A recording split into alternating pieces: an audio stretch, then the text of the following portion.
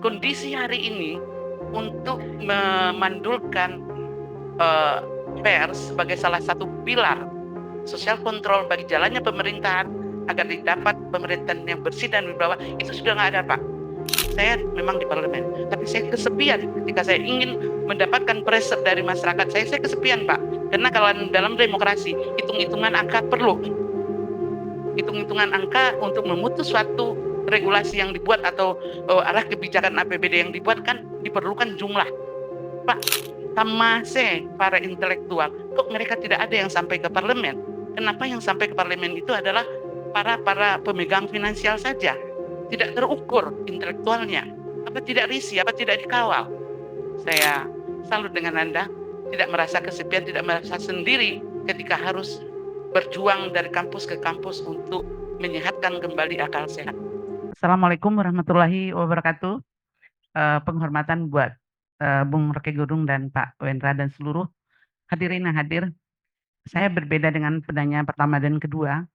Saya lebih kepada pertama, saya mau sampaikan kepada saudaraku Wendra, apa yang saudaraku pikirkan di saat saya ingin menyampaikan bahwa pada hari ini Bukit Tinggi adalah miniatur kebangsaan, kondisi kebangsaan yang selalu disampaikan oleh Bung Rocky Gerung. Saya mau masuk satu contoh. Dari segi nepotisme, sedang dibangun dan sudah terjadi dan berhasil proses Februari kemarin, Pak Wendra. Satu. Kemudian proses the pulse of power untuk memenangi semua itu oleh partai penguasa juga terjadi. Saya mau katakan persis semuanya, Pak. Termasuk tadi dikatakan, disindirkan juga ada memanfaatkan Basnas sebagai salah satu yang disalahgunakan untuk mempertahankan kekuasaan. Itu terjadi. Bukan hanya Basnas, Bansos, Pak. Dan jumlahnya puluhan miliar. Miniatur Indonesia pada hari ini, pola kepemimpinan yang dicontohkan oleh Jokowi, terjadi, Pak. Persis. Kayaknya dia tuh kepemimpinan di Bukit Tinggi sedang mengcopy paste pola-pola, cara-cara, dan bagaimana cara memanfaatkan finansial APBD untuk mempertahankan incumbent-nya itu. Seperti itu. Nah, kemudian tadi ada bahasa-bahasa greget atau apatis dari saudaraku Hendra. Kalau nanti Pak Rocky Gerung, Bung Rocky Gerung kembali dari sini, kalian masih memle aja semua, kita tutup aja. Apa yang ditutup, Pak? Kampus? Atau apa tadi? Saya lupa. Sampai segitunya rasa greget saudaraku Hendra. Sekarang saya tantang setelah memberikan stimulan semangat untuk menjadi oposan bagi pemerintahan berjalan, kan memang harus ada sosial kontrol dari pihak kampus, karena di sini adalah gudang para intelektual, dihasilkan terus tetapi stuck ketika itu untuk diimplementasikan di dalam masyarakat dalam mengontrol pemerintah. Ada lagi satu lagi, saya entah lagi ngelapor curhat, saya tidak tahu, tapi yang jelas pada hari ini Bukit Tinggi juga media mana, orang media mana nih, tidur juga, Pak. Dinabobokkan tidak dalam satu, dua, tiga orang, tetapi kolektif yang ada hari ini hadir. Saya kenali wajah-wajahnya itu hanya 3 sampai 4 orang. Kadang-kadang saya kalau diwawancarai, saya malas, Pak, karena yang datang itu juga orangnya. Ah, itu aja hanya patang, enggak lupa sudah jadi sudah seperti itu. Artinya adalah kondisi hari ini untuk memandulkan eh, pers sebagai salah satu pilar sosial kontrol bagi jalannya pemerintahan agar didapat pemerintahan yang bersih dan berwibawa itu sudah nggak ada, Pak. Yang ada paling Pak Pai, ada Rizky, hanya ada beberapa lah. Kemudian ada SDM-SDM yang masih bergerak, masih bikin-bikin dialog interaktif, dan itu begitu masifnya yang dilakukan oleh penguasa pada hari ini, tidak lo terlawan di mereka lagi, Pak. Mudah-mudahan Bapak mengerti keluhan saya. Saya memang di parlemen, tapi saya kesepian ketika saya ingin mendapatkan pressure dari masyarakat. Saya kesepian, Pak. Karena kalau dalam demokrasi, hitung-hitungan angka perlu. Hitung-hitungan angka untuk memutus suatu regulasi yang dibuat atau arah kebijakan APBD yang dibuat kan diperlukan jumlah. Kalau 25, 13 wajib. Kalau di Banggar dari 7, 4 wajib. Tapi kita selalu kesepian dan kadang bisa hanyut dengan jumlah ketokan yang dihitung ketika itu jatuh kepada voting. Nah, itulah saya katakan sekaligus untuk memberikan, semacam, tantangan bagi Pak Wendra. Saya mau lihat apakah memang setelah ini ada satu oposan di negeri ini yang namanya Bukit Tinggi yang kita cintai ini, untuk melawan tirani yang menurut kami miniatur pemerintahan Jokowi yang tulen itu sedang di-copy paste di Bukit Tinggi, dan Anda semua tidak boleh diam. Kalau saudaraku bilang, "Lawan, mari kita lawan bersama-sama, jangan jalan sendiri-sendiri." Saya tahu ada rumah syarikat, tapi, koordinasi ya yang mungkin tidak. Saya juga tadi bicara dengan Pak Dekan, Pak Edi Askar, "Pak, kamase para intelektual, kok mereka tidak ada yang sampai ke parlemen?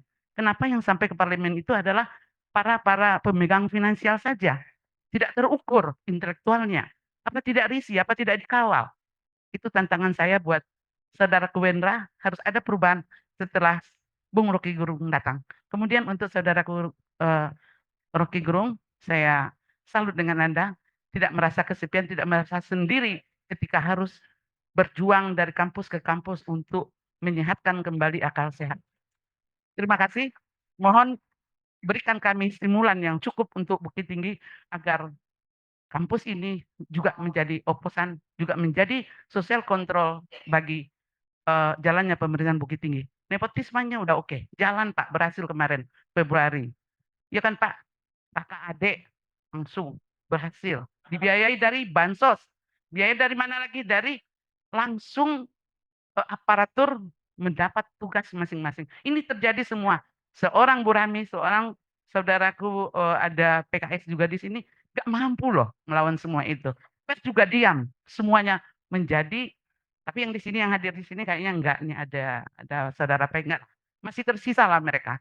Terima kasih, mudah-mudahan ini adalah momentum bagi adik-adik mahasiswa, Anda harus menjadi Eee, tidak, saya pernah marahin mereka, Pak. Mohon maaf mereka pernah datang demo ke dewan, tapi kemudian mereka marau ke Pak Wali, minta ini, minta itu, kemudian adem. Saya bilang, "Kalian kemana aja lagi setelah itu?" "Enggak, gini Bu, kalau jadi generasi seperti itu, maka tamatlah, nggak usah lagi kalian kuliah hukum, mendingan jualan aja ke Aur," saya bilang gitu. Mohon maaf, saya pernah marah-marahin mereka, datang ke rumah, kemudian beberapanya bisa di-hire kembali, dan ada yang dibawa aktif ke partai dan sebagainya. Assalamualaikum warahmatullahi wabarakatuh. Waalaikumsalam warahmatullahi Waalaikumsalam. wabarakatuh. Oke, ini soal yang saya coba terangkan dengan kemerahan yang sama dengan ibu. Saya nggak peduli ibu dari fraksi mana itu. Tapi apa yang Udi ucapkan itu menunjukkan bahwa kepekaan perempuan terhadap politik melampaui seluruh laki-laki yang ada di Bukit Tinggi itu. Apa sebetulnya itu politik? Politik hanya disebut politik kalau dia mendistribusikan keadilan. That's what we call politics. Abad 15, ilmu politik itu dianggap sebagai the highest of all sciences. Ilmu yang tertinggi dari ilmu-ilmu lain. Karena harus menghasilkan keadilan. Kalau cuma bikin gedung ini, saya cuma butuh dua rumus. Satu rumus tegangan beton itu, metal fatik. Fakultas Teknik. Di sini saya belajar pertama, kuliah di Fakultas Teknik. Dan yang kedua adalah ketahanan gempa itu. Stresnya berapa itu, S-nya berapa, safety factor-nya berapa. Selesai gedung ini. Dengan dua rumus itu, saya bisa bikin sendiri gedung ini. Saya tinggal panggil tukang tuh, buat ngitung. Ganti tukang, rumusnya sama. Tetapi politik memerlukan pengetahuan melampaui semua ilmu. Karena dia mesti memahami manusia yang berbeda. Rasa keadilannya, tapi dia mesti dilayani.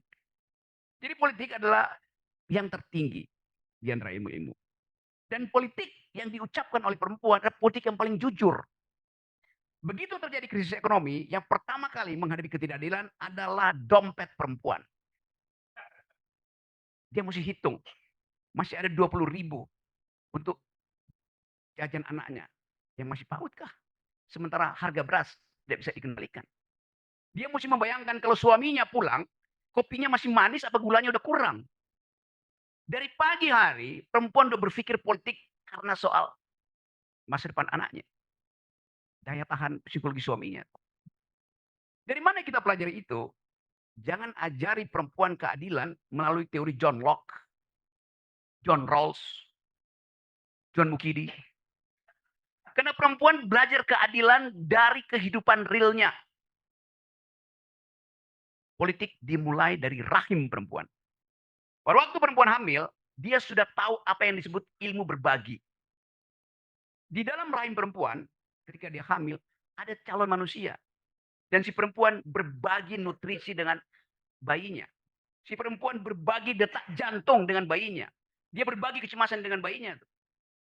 Jadi politik lahir dari rahim perempuan. Rahim perempuan itu adalah ilmu keadilan pertama yang kita pelajarin. Bayangkan misalnya kalau perempuan di rahimnya dia berbuat koruptif, bayinya akan kekurangan nutrisi.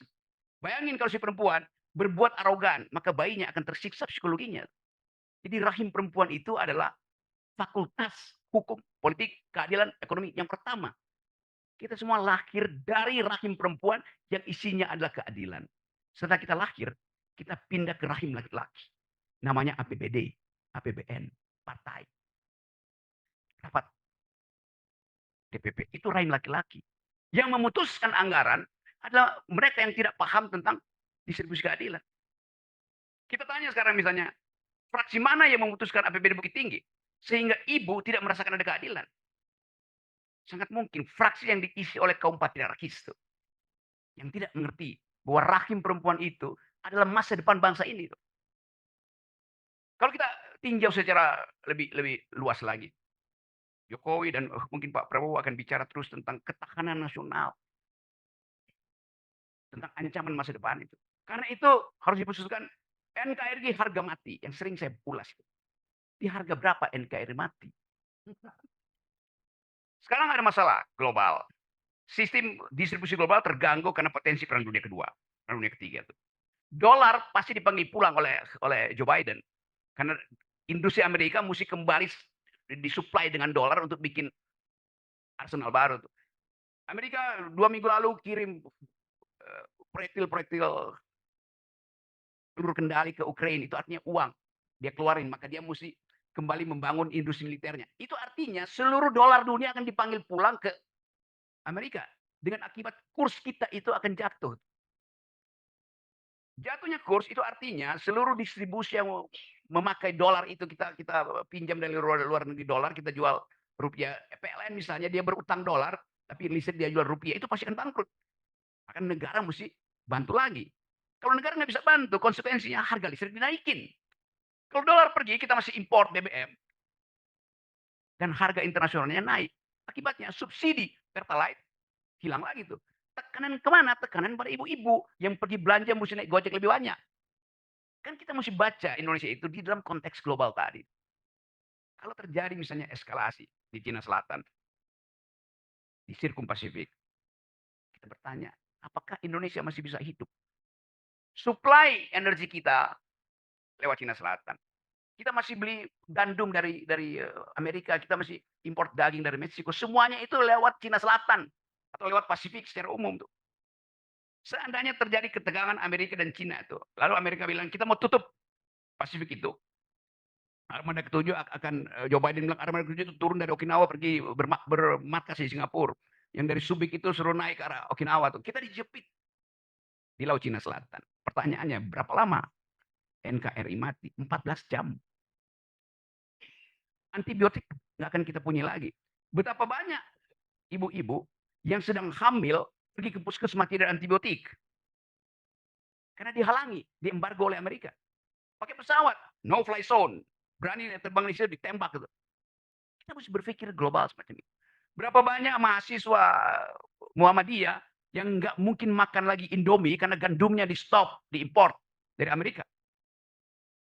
Jadi semua ini mesti kita kaitkan dengan cara berpikir global. Jadi ibu benar mengucapkan sesuatu di dalam konteks yang lebih makroskopis itu. Jadi sekali lagi kita ingin proposal dari ibu itu ke Pak Wendra diucapkan dalam bentuk protes akademis, protes intelektual terhadap kebijakan publik lokal. Apalagi kalau itu kita kaitkan bahwa Bukit Tinggi itu punya potensi untuk dikembangkan menjadi kota intelektual, kan itu dasarnya. Tetapi seringkali yang kita sebut sebagai kritik itu tidak mungkin diucapkan dari dalam kekuasaan sendiri. Ibu ada di dalam kekuasaan, tapi kesepian di situ. Itu masalahnya itu. Maka mesti ada koneksi yang di dalam dengan yang di luar tuh. Seorang perempuan Amerika, kulit hitam, bilang begini, the master's tool will never dismantle the master's house. pada waktu dia berjuang tentang hak-hak perempuan di Amerika, dia tuliskan itu dalam bentuk yang sangat sederhana, dua lembar kertas dengan judul The Master's Tool. Peralatan raja tidak mungkin dipakai untuk membongkar istana raja. Karena itu diperlukan peralatan dari luar untuk membongkar istana raja. Tidak mungkin kita minta partai PAN misalnya untuk membongkar kejahatan Jokowi, nggak bisa. Atau Gerindra, atau Golkar. Mereka adalah the master's tool, peralatan raja. Karena itu kita mesti cari keluar. Jadi betul Ibu mengucapkan sesuatu dengan kemarahan, tapi dengan suara akademis yang kuat. Dulu perempuan kalau bicara itu dianggap perempuan tahu apa tentang politik. Dulu perempuan disebut sebagai the unspeakable, yang nggak mampu bicara. Sekarang Ibu buktikan perempuan itu the unstoppable, yang tidak mungkin dihentikan. Oke, terima kasih Bung Rocky. Untuk mengingat antusiasme, kita buka dua pertanyaan atau satu, tiga pertanyaan lagi ya. Oke, kita buka tiga pertanyaan lagi. Untuk Bapak yang di depan sini satu, sama Bapaknya satu, di perempuannya, ya Ibu satu. Silakan untuk yang pertama Bapak.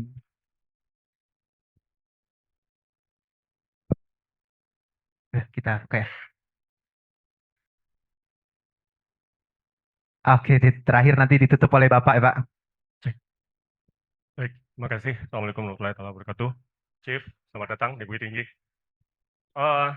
Saya dari tadi mengamati banyak pertanyaan, pernyataan dan jawaban dari Chief Rocky. Tapi saya kok pernah menulis, saya kirim juga ke Pak Dekan waktu itu, inti dari semua persoalan adalah permisif. Menurut saya, permisifnya kita. Betapa permisifnya kita terhadap hal-hal yang dilakukan oleh para politisi selama ini.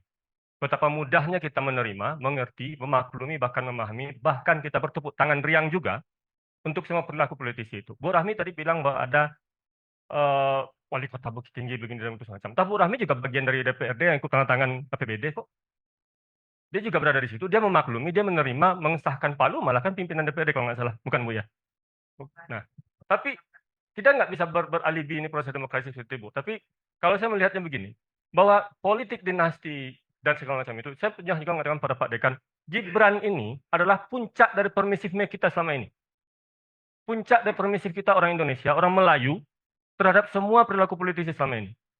Contohnya, kenapa saya sebut Gibran puncak permisif itu. Di Sumatera Barat ini, anak wali kota, istri wali kota, ponakan wali kota, bahkan siapapun keluarga wali kota, gubernur dan macam itu, menjadi anggota DPR RI, menjadi anggota DPRD, menjadi anggota DPRD Kabupaten Kota, dan menjadi anak bupati juga. Bupati, ada satu, Bang Luki mungkin harus tahu, di Sijunjung itu, bupatinya Pak Yusri Arifin, penggantinya anaknya Pak. Masyarakat kita mau apa? Bertepuk tangan juga kok. Sekurang permisif apa kita hal seperti itu. Saya kira itu yang harus kita rubah. Jadi kalau bicara tentang politik masa depan kita, ya hari ini gambarnya jelas. Desain politik kita itu udah acak kadut seperti ini. Jadi jangan bicara tentang, oh ini kalau saya pernah nyebut dengan bahasa yang kasar mungkin, ya kita meratapi tokai hanyut aja. Seperti Uceng misalnya, Jenderal Arifin Mukhtar bilang bahwa, ya siapa yang salah, ya kita-kita yang salah. Kita biarkan kok selama ini politisi seperti ini. Masyarakat kita nggak menerima, oh soal politik bansos, politik apalagi bagi-bagi uang, money politik semacam. Loh masyarakat kita juga pasang tarif. Di kampung saya di Pariaman itu 300.000 Bu. Satu orang caleg DPRD Kabupaten loh. Kurang dari itu nggak ada suara. Di Jawa Tengah saya kemarin kerja untuk, sorry lah kita sebut, saya kerja untuk PSI kemarin, Chief. Itu di Jawa Tengah ada satu caleg partai saya nggak usah sebut lah, ya kan? Cuma 30.000 untuk jadi anggota DPR. Menang. Terpilih malah hari ini jadi anggota DPRD Dapil Jawa Tengah itu. Saya nggak usah sebut dapil di mana. Dan teman-teman kita juga, Chief. Saya kira itu, Pak Moderator. Jadi, ya selamat datang sekali lagi. Nanti saya undang kalau mau jadi kita makan durian nanti. Oke, terima kasih. Langsung dijawab, Bung. Oke, soal permissiveness yang kemudian melembaga menjadi korupsi kebijakan. Awalnya ada permissiveness, lama-lama dia menjadi kebiasaan, lalu dilembagakan, yang sekarang kita sebut dinasti politik. Betul, Bobby. Tetapi selalu ada countervailing ideas terhadap itu. Mungkin lama itu, tetapi kita harus tahu bahwa keseimbangan alam itu tidak mungkin terus-menerus itu berlangsung. Sama seperti Saya kasih contoh yang agak radikal ya. 10 tahun lalu, kisah Bukit Tinggi ini berlaku secara lebih lengkap di sebuah kota di Meksiko. Di situ ada sebuah kota yang wali kotanya mengangkat saudara-saudaranya sebagai aparat. Di situ ada kartel narkoba yang menguasai semua jaringan anak muda di kota, sehingga hampir tak ada satupun yang lolos dari jaringan narkoba. Di situ ada polisi yang setiap hari memalak supir sampai miskin supir itu oleh polisi. Jadi pernah ada model yang melampaui Bukit Tinggi. Ceritanya ada di Meksiko. Satu waktu nggak ada cara lagi itu. Karena dianggap permissiveness ini ya udah dia udah maksimal nggak ada cara lain lagi kan. Lalu timbul ide untuk 1 orang, 2 orang bersekutu di sebuah rumah syarikat di Meksiko. Memutuskan kita mulai dengan 3 emak-emak datang ke depan jalan raya, diam aja, pasang spanduk gede, mari kita usir para bajingan ini. Dia diam aja. Lama-lama orang mulai sadar. Akhirnya dalam satu waktu, seluruh warga kota keluar dan mengusir semua politisi dari kota itu. Mengusir semua bandar narkoba yang bahkan pakai senjata otomatis. Mengusir semua polisi. Kosong kota itu akhirnya. Lalu dibangunlah kesepakatan baru. Kita hanya butuh forum untuk memutuskan pasar ini jual apa, pasar sana jual apa. Akhirnya pemerintah nasional Meksiko melegalkan bahwa kota itu bahkan boleh menulis konstitusinya sendiri. Ini kejadian beneran. Itu kemarahan akhirnya tiba. Indonesia ada di dalam antropologi permissiveness. Kita tahu. Dalam bahasa Jawa, nerimo. Nerimo aja tuh. Tapi kita juga tahu, orang Indonesia punya ciri antropologi yang disebut ngamuk. Emok, emak. Kalau Anda baca Webster Dictionary, kata amuk itu, emak, tulisnya AMUCK itu. Di situ diterangkan, emak artinya ngamuk tanpa arah, tanpa alasan. Terjemahan dari amuk itu. Dan ditaruh di dalam kurung, berasal dari kata Indonesia. Jadi orang Indonesia menyumbang lema, term, ke dalam kasana bahasa dunia dengan kata amuk itu. Amuk. Sebenarnya ada 2 kata Indonesia menyumbang ke English Dictionary. 1 amuk, 2 orang utan.